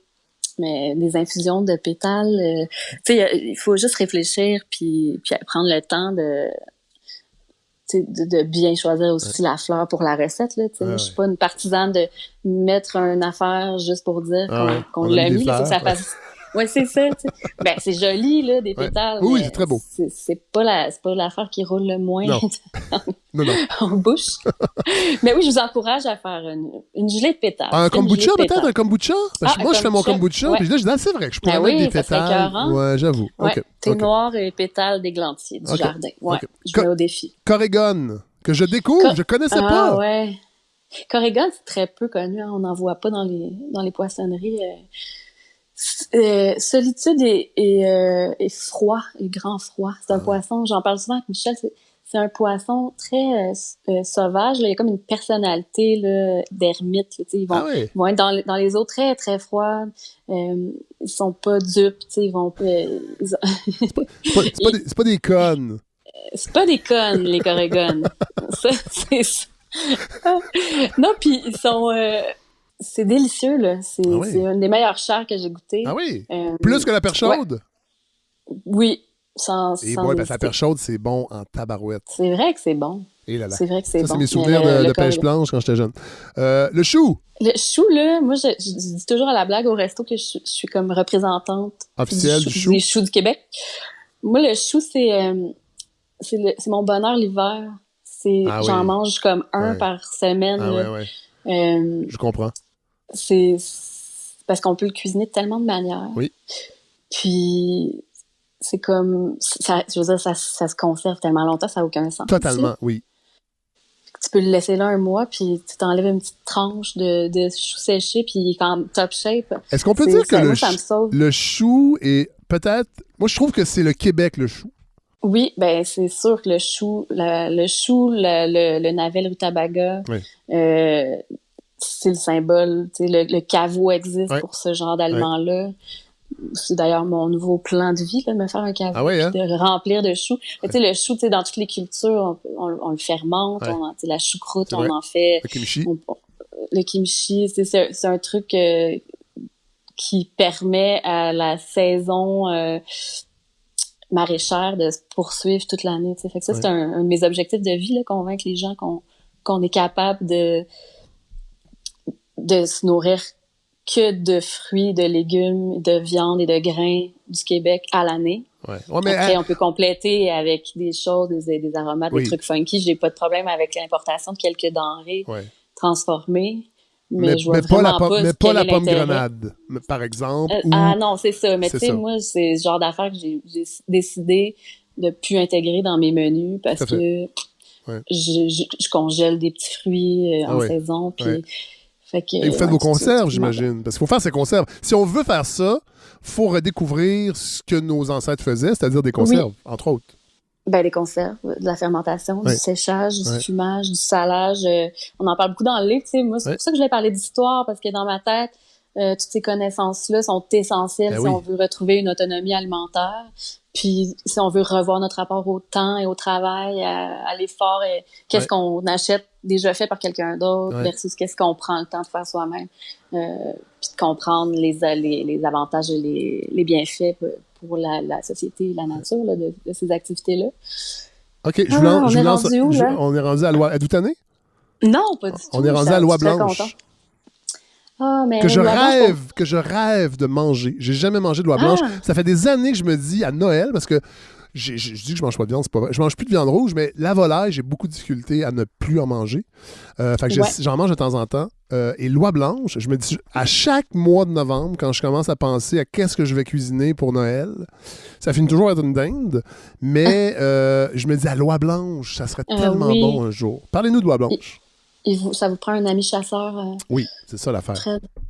Ben, vous seriez heureux parce que c'est une volaille qui est plutôt foncée, donc c'est comme vous pourriez tricher, manger de la viande rouge. C'est vrai, en ne sachant pas. En ne sachant pas. En pensant que c'est une volaille. Loi blanche, déjà, je sais pas si vous avez eu la chance de vous promener, faire de la route sous un voilier. Oui, c'est déjà arrivé. D'oie blanche. Ouais. Les outardes, on est content, on les entend, on les regarde, il y en a une vingtaine, c'est beau. Oui. Les oies blanches, quand ça passe, c'est des milliers. Tu sais. Puis ça aussi, c'est comme le phoque, il y en a extrêmement beaucoup, il y en a beaucoup trop. Ils mangent tout sur leur passage, ça fait beaucoup de caca aussi, tu sais, on ne pense pas, mais, sur l'autoroute. Puis je pense qu'on aurait besoin de recommencer à l'intégrer davantage puis à la chasser un peu plus. Mais oui, moi, vous allez lire le livre, les gens qui écoutent. Ça me fait penser tout de suite à Riopelle, là, parce que évidemment. Vers la fin de sa vie, ça a marqué beaucoup son travail dans Charlevoix. Puis moi, la première fois que j'ai chassé l'oie blanche, c'était à Cap-Tourmente. Fait que tu sais, c'est très étrange comme sensation parce que t'es devant le fleuve, c'est magnifique. C'était au printemps, mais il y a une chasse d'automne aussi. Tu dois être très patient. Puis là, quand ça passe, c'est ta chance. Puis tu ramasses de l'oie pour l'année. On s'est fait une grosse fête. On a cuisiné de toutes les manières. On a fait confit, on a fait de l'espèce de soupe un peu asiatique avec la viande crue. On a fait toutes sortes de choses. Puis c'est la première chose que j'ai chassée, en fait. Fait que pour moi, c'est très marquant. C'est la première fois que j'ai fait comme, OK, je viens d'enlever une vie, mais je viens aussi de ne plus acheter de viande à l'épicerie pour un bout. Fait que j'ai comme choisi mon combat. Puis je suis très spirituelle quand je chasse, donc c'était très beau. C'était un beau moment. On va rester à Cap-Tourmente parce qu'on va parler du maïs. Parce que dans le chapitre consacré au maïs, un aliment extraordinaire, moi, j'ai déjà hâte. Moi, j'achète... Là, je le fais plus, mais j'achetais des épis, parfois du Mexique, bien avant la saison pour me préparer à la saison du maïs. Ça, c'est non. Non, mais je le fais plus. Elisabeth Cardin, j'ai arrêté. Une chance. Mais on apprend dans ce chapitre-là qu'on a retrouvé des traces de cuisson du maïs au pied du Cap Tourmente à l'an 750. Ouais. C'est extraordinaire. C'est hallucinant. Ça témoigne d'un échange, parce que le maïs n'est pas indigène au Québec, donc il nous vient des Autochtones qui étaient au Mexique, qui se sont rendus vers le nord, puis qui ont croisé des populations autochtones du sud du Québec, puis il y a eu des échanges comme ça. Il y a très longtemps, fait que c'est un aliment, tu sais, puis c'est pas tous des aliments fondateurs dans le livre, il y en a qui sont un peu, qui représentent davantage une région ou un milieu, mais tu sais, il y en a quelques-uns, comme vous l'avez dit, le chou, le navet, le maïs, le blé, ça, c'est, ou le caribou, c'est des choses qui, sans ça, il y en avait pas, il n'y en avait pas de pays, tu sais, donc, c'est intéressant de voir que les gens, très rapidement, ont découvert, tu sais, je veux dire, savoir faire de la farine, là, avec un grain de maïs, là, tu sais, il y a un savoir-faire. Non, c'est ça. Il y a un respect. Il y a un respect à avoir pour les gens qui ont... Je trouve ça ingénieux. De toute façon, toutes les technologies me fascinent, mais les plus simples... Non, on les oublie. C'est parce qu'on les oublie, justement parce qu'on est noyé dans la technologie de pointe aujourd'hui. Mais on oublie que cette capacité à transformer des grains de maïs, des grains de blé, du sarrasin, la courge, se dire, hey, je vais manger ce gros fruit.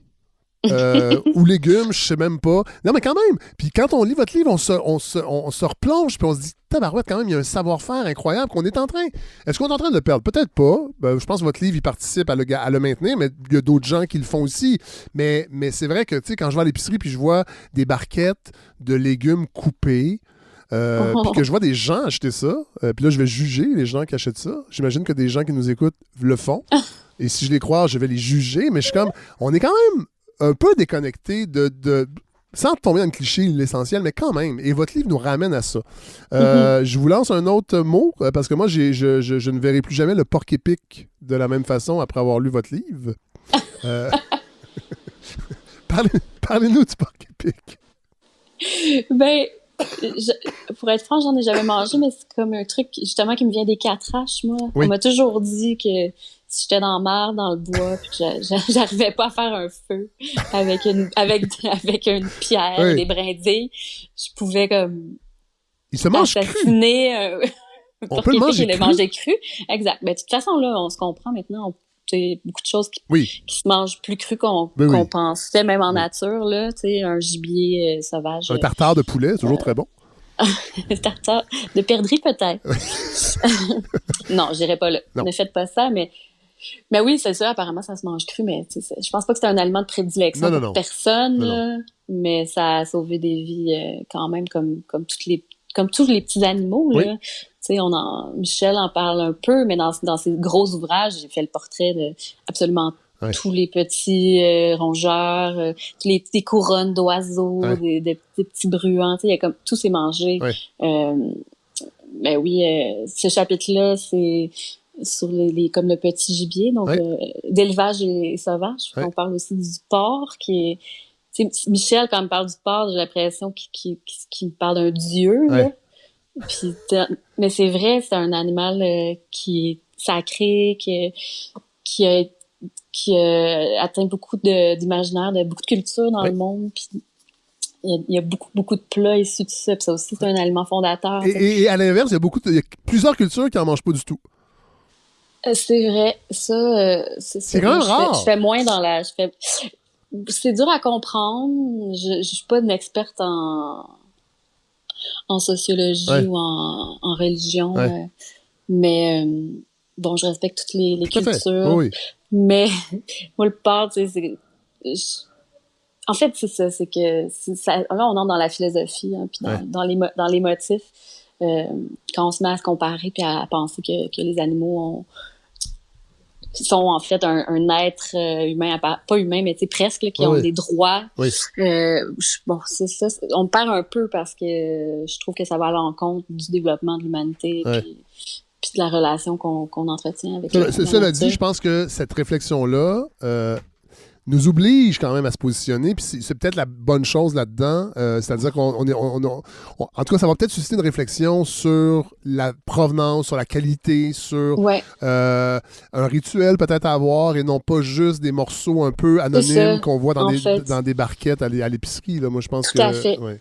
Faut revoir sa spiritualité, ça c'est sûr. Faut revoir la nécessité d'en manger. Moi, je suis complètement pour diminuer de au moins 80% notre consommation de viande, là. Mais quand on en mange la bonne. Exact. Comme Pascal Le Boucher à Montréal qui a écrit sur son frigo à viande, achetez moins de viande, mais choisissez la mieux. Ben oui. C'est un boucher, tu sais, je veux dire, qui te dit mange-en donc moins. Je trouve ça fantastique qu'on soit rendu là. L'anguille. Ah, l'anguille, celle-là, mais c'est un truc, vous l'avez lu, là, le chapitre. L'histoire, juste de la reproduction de l'anguille, c'est pas juste incroyable. Et la migration, c'est vraiment un être vivant fascinant. Mais je sais pas, c'est pas normal. C'est un truc qui on dirait que c'est une extension de la Lune. C'est comme une créature lunaire. Il se dirige avec le magnétisme de la Terre, puis les marées, puis l'influence de la Lune, qui sont complètement terrifiantes, mais fascinantes, intuables. Je vous jure, au restaurant, un jour, on en a acheté des vivantes. Ils sont arrivés par autobus. Moi, je m'en vais chercher ça, une caisse d'anguilles. Ils sont pas dans l'eau, là. Ils sont super en forme. Dans une caisse. J'arrive au restaurant, le chef tout content ouvre la caisse. Là, il y en a une qui sort du bac. Puis elle s'en va, puis elle se met à ramper comme un serpent dans... Je devrais pas dire ça en ondes. Mais elle se met vraiment à ramper comme un serpent, puis les gars, ils ont dû tasser les frigos, tu sais, pour la rattraper, la remettre dans le bac. Ils ferment le bac, tu sais, un bac qui se ferme et qui est comme impossible à ouvrir dans dedans. Ils s'en vont dans la chambre froide, porter ça à deux. Ils déposent la boîte, ils se retournent, il y a une anguille par terre qui regarde, comme... Ils pouvaient pas s'évader, là. C'est comme c'est comme télétransporter. Ils sont folles. Puis en tout cas, vous lirez le texte parce que on est allé à la pêche avec l'équipe du Manitoba, avec Simon Beaulieu puis sa conjointe qui a un des 8 permis de pêche à l'anguille, toujours existant dans le coin de Rivière-Ouelle. Puis on a eu du fun, mais il nous a conté des trucs, je croyais même pas. Là, les anguilles qui prient à la lune, à la tête sortie de l'eau, là, quand c'est de la pleine lune. Wow. Ouais, c'est fascinant. Vraiment. OK, dernier, on les fera pas toutes parce que... Mais on en a fait pas mal quand même. La courge. Ouais. La courge. Qui est plus présente, je pense, qu'avant. En tout cas, depuis quelques années. Moi, j'ai l'impression qu'on en mange... Peut-être je me trompe, mais je pense qu'on en mange plus qu'avant et c'est une très bonne chose. Ben, on la mange différemment aussi. Oui. Tu sais, on la mange plus juste en purée ou en cube au four. Là, on a compris qu'on peut la manger crue, qu'on peut la manger râpée, qu'on peut la fermenter, qu'on peut la mariner. Justement, la recette de Simon dans ce livre-là, il y a comme 3-4 manières de l'apprêter, cette même courge, puis de monter un plat avec toutes sortes de textures et de saveurs différentes. Ce qui me revient toujours en tête, c'est la fameuse légende des 3 sœurs qu'on raconte dans le livre, qui est une technique, on va dire, de compagnonnage iroquoienne. Donc, c'est d'associer le maïs, la courge et les haricots dans un même espace là, pour qu'ils puissent comme s'entraider les 3. Fait que c'était souvent, allait planter ces 3 plantes-là. Mais on en a parlé tantôt, le savoir-faire, mais ça, c'est un excellent exemple. Et tu lis ça, puis tu fais comme « wow ». Puis c'est drôle parce que je lisais Charles Seaman, là j'ouvre une parenthèse, qui est un anthropologue qui a écrit 2 livres, là, 1492, 13, sur la révolution en anthropologie, comment on ne perçoit plus les découvertes et comment la bactérie a joué un rôle. Mais il y a un chapitre qui parle comment on a longtemps dénigré les peuples autochtones dans leur aménagement du territoire. Quand les Européens sont arrivés avec leur conception à eux, ils trouvaient que, mon Dieu, que tout était laissé à l'abandon. Mais les nouvelles recherches des 20-25 dernières années ont comme démenti cette pensée-là. Puis au contraire, il y avait un aménagement très fin d'un savoir qui se transmettait. C'est juste qu'à l'œil, on le voyait pas quand les Européens sont arrivés. Puis je trouve que l'exemple des 3 sœurs et de comment on aménage cette culture-là, c'est un bon exemple de ça, justement. Ben tout à fait. On a une observation très poussée des rythmes naturels, des relations entre les éléments de l'écosystème, puis on recrée ça. Parce qu'on comprend que l'équilibre est préservé quand c'est la nature qui est en équilibre. Quand on n'est pas en train d'exploiter ou de foutre la merde parce qu'on a besoin de profit ou de rendement. Exactement. Puis ça revient un peu à... Même un truc qui m'a toujours fasciné, d'apprendre que dans les langues autochtones, il n'y a pas particulièrement de mots pour dire nature. Parce que c'est pas quelque chose de distinct à nous. Donc, je pense que c'est la seule manière qu'on va pouvoir continuer d'habiter le monde. C'est de revenir à cette sensibilité-là, puis à cet équilibre-là dans nos aménagements. Ça, c'est le propos à peu près entier de mon essai. Donc, ça, c'est sûr que ça me touche beaucoup, puis je comprends pas qu'on se soit éloigné tant que ça. Ben, je comprends la mécanique du capitalisme, mais je comprends pas pourquoi on tarde autant à faire marche arrière, parce qu'il est pas trop tard, mais ça urge. Ouais. Parlons des recettes. Yes. Parce qu'elles prennent pas tant de place que ça. Et ça, je trouvais ça intéressant, justement, parce qu'il y a beaucoup de recettes au Québec, on va se le dire. Là. Ouais. Mais ils sont quand même là. Est-ce que, en faisant les recettes, on retrouve un peu l'esprit du Manitoba? Mettons que les gens là, restent loin, sont pas capables d'y aller. Est-ce que c'est des recettes qui sont encore au menu? Est-ce que c'est des recettes qui ont été adaptées pour votre livre, pour un peu illustrer les chapitres? Comment ça s'est constitué? Ben, d'abord, Simon a ouvert son propre restaurant cette année, donc il n'est plus chef au Manitoba, mais notre nouveau chef, Jean-Philippe, travaille dans le même esprit, un peu la même sensibilité, les mêmes techniques et tout. Donc, ça va ressembler...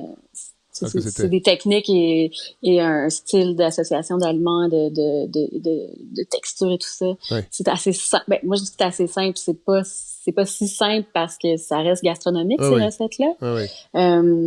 L'idée, en fait, des recettes, puis c'est pour ça qu'elles se sont retrouvées à la fin aussi. Il y a toujours un preview d'une photo de la recette dans le chapitre, mais la recette en tant que telle, avec la photo du truc final, est vraiment à la fin comme une annexe. Faut lire.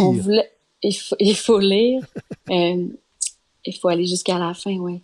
Mais ce que je veux dire, c'est que je l'explique un peu dans l'intro. La dynamique des 4 personnes qui ont travaillé au livre, il y a moi et Michel.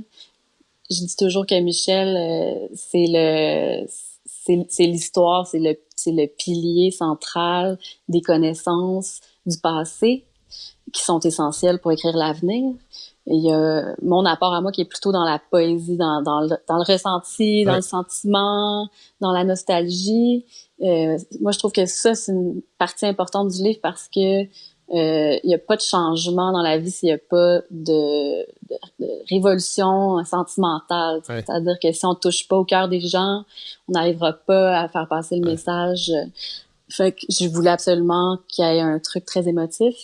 Il y a la photo qui prend beaucoup de place dans le livre. C'est une photo d'un bon ami à moi qui s'appelle Philippe Richelet, avec qui j'ai voyagé pendant 1 an. On est allé partout, on a rencontré plein de monde. Vous allez remarquer que c'est pas documentaire, dans le sens où il y a pas nécessairement de photos d'humains, de l'ingrédient en tant que tel. Je voulais que les photos de Philippe nous amènent à voyager dans les paysages, dans les textures, dans les ambiances. Il y a beaucoup de grisailles, il y a beaucoup de buées. Fait que ça, c'est comme l'ambiance, tu sais, de notre territoire qui est tellement émouvant, juste être debout sur un rocher. Moi, je me mets à brailler, là, la face dans le vent, puis mais ça me renverse. Puis, ben, les recettes sont un peu un appel à une gastronomie de l'avenir. C'est-à-dire qu'on prend toutes les inspirations qui sont issues du passé puis de l'histoire. Puis, tu sais, des fois qui sont des recettes qui ont été créées parce qu'il y avait rien d'autre, ou que, il y a beaucoup de subsistance et tout, mais on découvre quand même à travers le livre que très tôt dans notre histoire, il y avait quand même beaucoup de préférences alimentaires, puis un souci des saveurs, des textures et tout. Fait que bref, Simon, ce qu'il a fait, c'est vraiment comme démontrer qu'avec des ingrédients d'ici, des trucs très historiques, on pouvait créer une gastronomie très riche en identité, puis très riche en techniques gastronomiques aussi. Puis fait que c'est un peu l'appel vers l'avenir de la cuisine. On se dit que les jeunes chefs vont lire ça, puis ils vont peut-être un peu lâcher le miso puis les graines de sésame puis sans jugement là, mais fait que c'est ça. On veut vraiment que les gens comprennent que la culture culinaire puis l'identité culinaire du Québec, c'est pas juste la tourtière puis la poutine. Ah non, mais non. C'est 12 000 ans d'histoire puis de connexion avec l'univers puis de réelle compréhension de la nature puis des dynamiques. Puis, je dois vous corriger, c'est 14 000 ans, c'est écrit dans votre livre. Ben 12 écoutez, là, je me donne un petit jeu, une marge d'erreur. 14 000, 12, mettons, on va dire 13. Et faut le dire aussi, parce qu'on en parle rarement dans les livres, mais la section référence est extraordinaire, parce que si les gens veulent plonger encore plus, il y a tout est là pour des années de lecture. Et il y a un lexique aussi à la fin, il faut quand même le dire. Il y a un lexique, puis j'ai trouvé ça très cool. Voilà. Alors, Elisabeth Cardin, merci d'avoir pris rien. presque une heure. Moi, ça m'a redonné le goût d'aller vous voir au Manitoba. Je vais y aller. Est-ce que les réservations, là, on peut s'attendre à quelque chose? Là, on est au mois de juin, d'avoir peut-être une table d'ici novembre? Oui. Oui? Quand même. Pas exagéré. Venez les soirs de match, la moitié du monde ne viennent pas. Ah! Puis moi, j'écoute plus Critique vraiment le en hockey. passant. Fait que non, j'écoute plus le hockey. Fait que je vais y aller. OK, on va faire ça. Hey, vraiment, merci. Non, mais pour vrai, il y a de la place une à 2 semaines d'avance, OK. sans problème. Alors, j'espère que les gens vont se lancer sur votre livre. L'érable et la perdrix, c'est publié chez Cardinal. C'est un gros livre, là. C'est une bonne brique. Vraiment, c'est un livre extraordinaire. Et ce qu'on retient, je pense, de l'entrevue, c'est « Hey, lâchez le miso, tout le monde. » Il y a des affaires... Non, mais non. C'est vraiment une heure de discussion qui mène à cette conclusion-là. Est-ce qu'on peut recommencer? Non, c'est une blague. Hey, merci vraiment, Elisabeth. Puis j'espère qu'on va se voir bientôt. Avec plaisir. Au revoir. Merci pour l'invitation. Alors voilà, avant de conclure ce 38e épisode, j'ai quelque chose à vous annoncer. Vous savez, cet été, la balado va prendre une pause. Et en même temps, elle ne va pas prendre une pause. Moi, je vais prendre une pause, mais j'ai lancé l'invitation aux chroniqueurs, aux chroniqueuses de la balado pour voir s'ils voulaient faire des épisodes complètement autonomes, sans que j'y sois nécessairement. Une espèce de carte blanche que les collaborateurs de l'émission de la balado pourraient faire pour qu'il y ait du contenu quand même cet été. Je sais que tout le monde va être un peu en vacances, mais quand même, je pense que ça peut être intéressant. Mais là, j'ai poussé l'idée et j'ai envie d'offrir cet espace-là qu'on a créé avec vous, auditeurs, auditrices, avec la communauté, pour que vous-même, si vous avez envie de vous servir de cette tribune-là, pour concocter un épisode. Et là, aujourd'hui, je l'ai vu avec la pandémie, là, enregistrer des segments, on n'a pas besoin d'un grand équipement. Donc, si vous avez des écouteurs d'iPhone, par exemple, le petit micro est quand même performant pour faire des trucs comme une balado. Alors, je lance l'idée. Je vais voir. Peut-être que vous n'allez pas prendre la balle au bon, mais écrivez-moi. Vous pouvez m'écrire au baladofredsavard@gmail.com. Vous pouvez m'écrire sur la page Facebook de la balado. Si ça vous tente, moi, j'aimerais ça que chaque semaine, pendant les vacances, donc une partie du mois de juin, juillet, août, même septembre, parce que la balado devrait reprendre quelque part fin septembre, début octobre. Mais si ça vous tente, gens, auditeurs, auditrices, gens de la communauté, de partager des choses, des intérêts. C'est vraiment carte blanche. Je lance l'idée. Je veux voir si ça vous intéresse, puis on pourra s'écrire sans parler. Vous allez voir, c'est pas si compliqué. Sur le plan technique, il y a moyen de faire quelque chose avec peu de moyens, puis je pense que ça pourrait être drôle, ça pourrait être intéressant, ça pourrait... Et c'est une façon aussi de matérialiser cet esprit de communauté que je mets beaucoup de l'avant, auquel je crois. Alors voilà, je lance l'idée, si ça vous tente de faire un épisode, ça peut être pas très long, ça peut être plus long.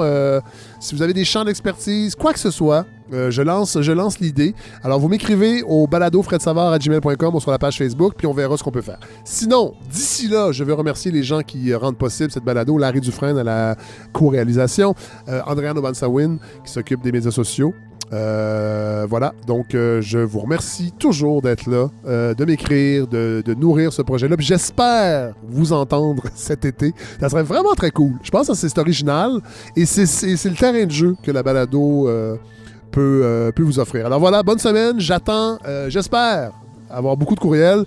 Puis nous, on se reparle pour le dernier épisode de la saison la semaine prochaine. Un épisode avec un épisode complet avec Mathieu Bellil qui nous offre une réflexion. Je vous dis pas sur quoi, mais soyez là pour le dernier épisode de la saison 3. Salut, bonne semaine tout le monde.